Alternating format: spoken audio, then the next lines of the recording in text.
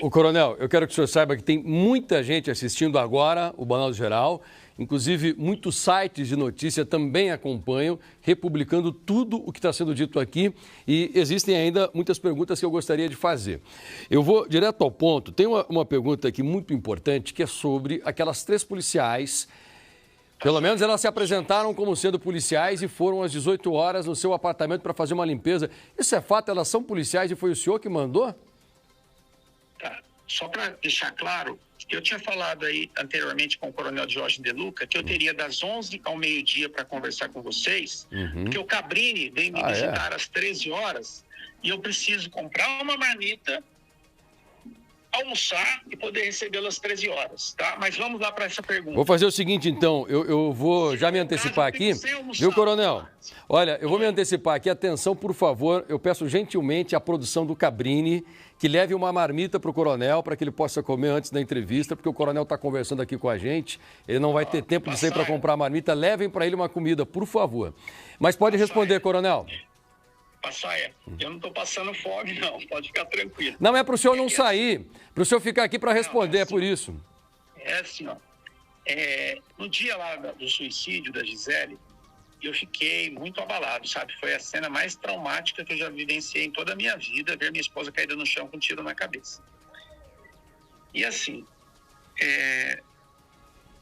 a perícia passou no apartamento, na cronologia do dia, a perícia passou no apartamento entre meio-dia e 14 horas. O local é preservado para perícia com base numa resolução da Secretaria de Segurança Pública, a resolução 382 de 99.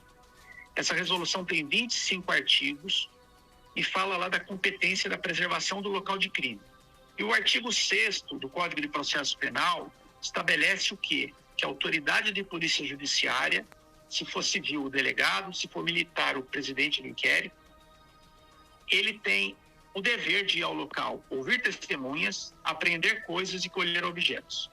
Então, o artigo 6º do Código de Processo Penal estabelece as atribuições do delegado de polícia no local de crime e a resolução 382 de 99, os procedimentos da polícia militar no local de crime que deve ser preservado. Então, o senhor quer dizer que o local já estava liberado, é isso? Por isso que podia ser limpado? A perícia passou lá da meio-dia às 14, depois que o local foi liberado pela perícia, eu não mandei ninguém lá, tá? Foi assim, ó, o meu comandante, para que preservasse a família da Gisele, porque depois da perícia, os pais da Gisele foram lá junto com 2 psicólogas para retirar roupas da Gisele e da Gigi, da filhinha dela. Então, pensando no bem-estar dos pais da Gisele, cordialmente o meu comandante pediu para alguns policiais, esse horário eu não estava lá, eu estava na delegacia sendo ouvido, tá? Seu comandante esteve ao seu lado o tempo todo, né? Porque ele conversou com o senhor logo que aconteceu. Como? O comandante do senhor esteve ao seu lado o tempo todo, pelo que o senhor disse. Não.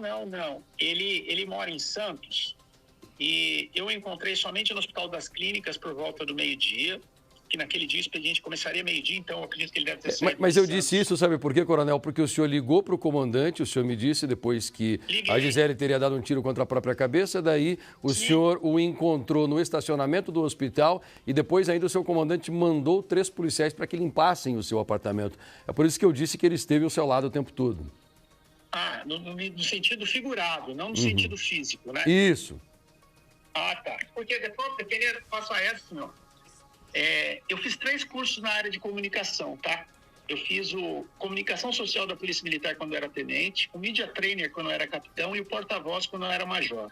Então eu entendo um pouquinho de imprensa e meu pai foi radialista durante 20 anos, tinha um programa em Taubaté chamado O Despertador da Cidade, na Rádio Cacique de Taubaté. E eu sempre tive muito orgulho disso e sempre admirei muito o pessoal da imprensa e muito respeito pela imprensa.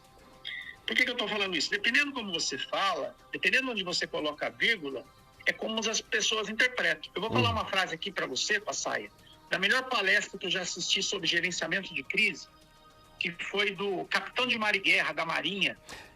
Posso pedir só para o senhor ser rápido, porque senão não vai dar tempo de eu perguntar outras coisas, tá? É assim, Passaia, o ponto de vista é a vista de um ponto diferente. As pessoas com sua experiência de vida interpretam as coisas da maneira que melhor lhe convém. Dependendo como é que você fala, as pessoas interpretam de uma maneira diferente da realidade. E o advogado da família está fazendo uma colocação, uma após a outra, cada dia. Ontem saiu matéria falando que eu tinha sido preso, que eu tinha sido escoltado pela corregedoria para fazer exame de corpo de delito no hospital da Polícia Militar. É cada dia uma mentira diferente para denegrir a minha imagem. Sabe o que eu estou sofrendo? Eu estou sofrendo um linchamento virtual todos os dias. Eu estou sofrendo um terrorismo psicológico. Eu emagreci 6 a 8 quilos em 20 dias, só para você ter uma ideia. Coronel, eu posso voltar à cena do crime? Aquela cápsula, o estojo da bala que foi disparada, essa cápsula é fato que a polícia não encontrou dentro do apartamento? Não sei, Passai, eu não mexi no local. Não é meu papel fazer isso. Eu estava ali como marido, não como policial. E agora, aquela cadeira, tem uma outra informação importante. Eu não sei se o senhor viu todas as fotos, porque nós temos numa foto, foi tirada por um socorrista, que a Gisele está deitada ao chão e não tem nenhuma cadeira. E tem uma outra foto agora que nós estamos mostrando, que tem uma cadeira. Você já tinha percebido esse fato? O senhor observou isso aí? Sabe por quê? Quem que mexeu? Quem que colocou ou tirou essa cadeira? Não tem uma mínima noção, Passaia. É assim, ó. O senhor não mexeu nessa cadeira? Jamais. O senhor não mexeu em nada? Nada. O senhor modificou a cena do crime em algum momento? Lógico que não, Passaia. Pelo amor de Deus. De maneira nenhuma. Eu posso perguntar, porque é uma curiosidade minha. Por que que o senhor, sabendo que a sua esposa ainda não estava morta, por que que o senhor não chegou perto dela, não tocou nela? Qual que era o teu medo naquele momento? Algumas pessoas perguntariam, por que que o senhor não tentou ajudá-la? Não é medo, Passaia, é conhecimento. Eu sou instrutor de tiro, tá? Eu tenho conhecimento da área, vamos dizer assim, de primeiros socorros. E eu sei trabalhar com torniquete para fazer o APH tático, atendimento pré-hospitalar. Eu falei isso, inclusive, para uma das peritas no dia da reconstituição. Ela fez a mesma pergunta. Por que o senhor não tentou prestar os primeiros socorros? Por quê? Primeiro, que eu não tinha equipamento para isso. Os bombeiros chegaram em 3, cada um com equipamento diferente. Segundo, que um sangramento na cabeça, eu ia fazer o quê? Um torniquete no pescoço para parar o sangramento na cabeça? Daí eu matava ela sem ar. Então, deixa eu te perguntar uma outra coisa, coronel. Deixa eu te perguntar uma outra coisa. São proposituras absurdas. Eu já entendi. Respostas equivocadas. O senhor me explicou perfeitamente por que que o senhor não se aproximou do corpo, porque o senhor tem conhecimento técnico e o senhor sabia que não era adequado. Aliás, é uma orientação dos bombeiros que não mexam nesse caso na vítima. Porém, se o senhor está me dizendo que o senhor não chegou perto, então o senhor não se sujou de sangue. E se o senhor já estava tomando banho, por que que, mesmo não estando sujo de sangue, o senhor tomou o segundo banho? Passaia, foi a situação mais traumática da minha vida. Eu comecei a passar, depois que eu fiz as ligações, eu comecei a passar mal. Minha pressão subiu, foi medida por alguém ali no local, no corredor dos elevadores. Enquanto a minha esposa estava sendo atendida, alguém mediu minha pressão, não me recordo quem foi, era muita gente ali. Deu 20/18. 20/18. Eu estava quase tendo um AVC ali, meu braço esquerdo ficou totalmente amortecido, eu não conseguia mais segurar o celular com a mão esquerda. Eu comecei a passar mal, senti falta de ar, aperto no peito. Uma das pessoas que estava ali falou assim, ó, você vai acabar tendo um AVC ou um infarto.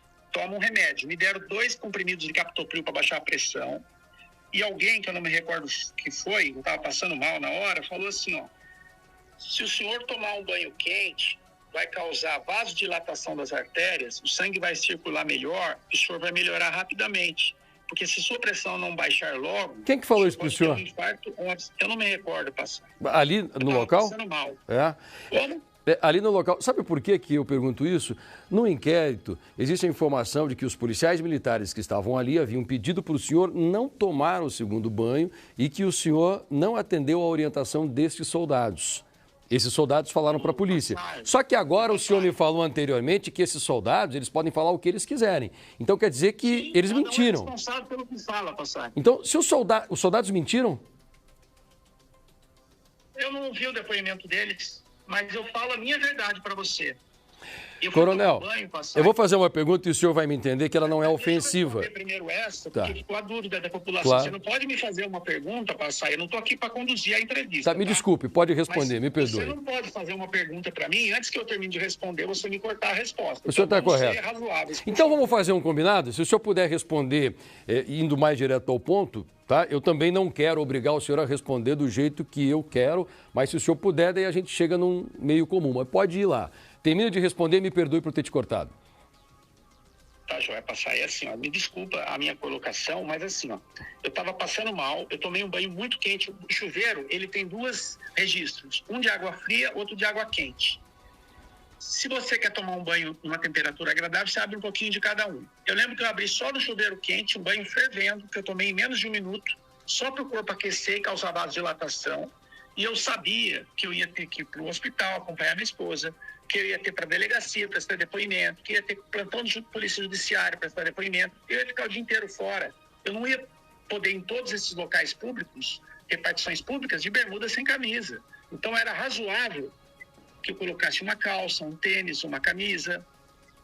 Eu tomei o banho, não foi para tirar vestígio de sangue. Sabe a mancha de sangue no banheiro? Sim. Quando eu estava lá sentado na Então, porta... atenção para quem está chegando agora. A polícia diz que encontrou uma mancha de sangue no banheiro do coronel. O coronel agora vai explicar de onde veio essa mancha de sangue. Essas informações são esparsas dentro de um contexto maior. Foram encontradas manchas de sangue em todos os cômodos de todo o apartamento. Na sala, nos quartos, no plural, quartos, nos banheiros, na cozinha, na área de serviço. Os bombeiros que chegaram primeiro, os 3 bombeiros, um chegou com um equipamento que para mim aquilo era um desfibrilador, o outro chegou com um cilindro verde com uma máscara de oxigênio e o outro chegou com uma prancha de madeira amarela. Quando eles passaram por mim, eles entraram, eu apontei onde estava minha esposa caída no chão da sala, eles colocaram essa prancha na longitudinal ao lado do corpo dela, um bombeiro segurou pelos pés, eles deixaram os equipamentos sobre o sofá, um segurou pelos pés, o outro segurou com as mãos embaixo da linha do quadril e da cintura, o outro segurou embaixo das axilas, no braço, próximo ao ombro, e ela estava sangrando muito na cabeça e no pescoço, o sangue escorria da cabeça para o pescoço e para os braços. Esse que segurou pelos braços, os 3 simultaneamente levantaram ela do chão, isso eu vi, tá? Levantaram ela do chão mais ou menos 1 palmo e a colocaram sobre a prancha de madeira que estava ao lado do corpo, para estabilizá-la e poder prestar o socorro de maneira adequada.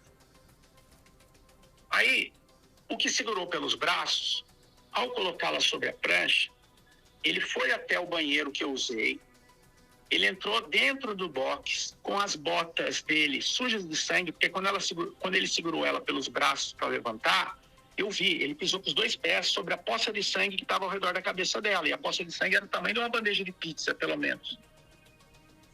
Aí, ele foi até o banheiro pegar uma toalha, ele entrou no meu banheiro, ele entrou dentro do box, com os braços e as mãos sujas de sangue, com a bota suja de sangue. O que ele foi fazer no banheiro? Pegou a toalha minha que estava dentro do box, voltou até a sala. Esse bombeiro pode até confirmar que o chuveiro estava ligado. Eu saí do banho e deixei o chuveiro ligado. E esse mesmo bombeiro foi à cozinha, foi aos outros quartos? Não. Você vai ouvir o restante da história. Calma aí. Aí ele voltou até a sala e eu vi ele com a minha toalha cinza de banho, secando o rosto dela, provavelmente para identificar onde era o ferimento. Secou o pescoço, secou os braços, limpou os braços dela para ver se tinha mais algum ferimento no corpo, né? Eles limparam ela também ali no local, uma bisnaguinha com líquido transparente, que eu acredito ser soro fisiológico, né, para limpar o corpo, para identificar onde teria algum ferimento, e limparam ela com essa toalha. E depois chegaram os socorristas do SAMU, era um médico e 2 enfermeiros, até o médico conversou comigo, era um japonês, e ele falou assim para mim, olha, o ferimento da sua esposa é muito grave, pegou uma parte muito importante do cérebro, então a chance dela sobreviver é mínima, mas nós vamos socorrê-la ao Hospital das Clínicas. Eu falei para o médico do SAMU, falei assim, faz o que for possível e impossível para salvar a minha esposa. Aí, eles colocaram ela na prancha, fizeram lá os procedimentos de estabilizar o corpo, de fazer desfibrilador, de colocar oxigênio no nariz, enfim.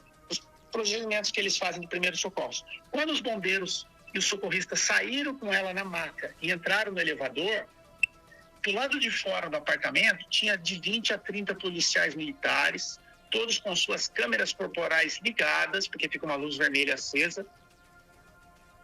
E naquele momento que os socorristas saíram, todos aqueles policiais entraram. Depois que eu entrei, muito depois que esses policiais, eu não acreditei na cena que eu estava vendo por conta do quê?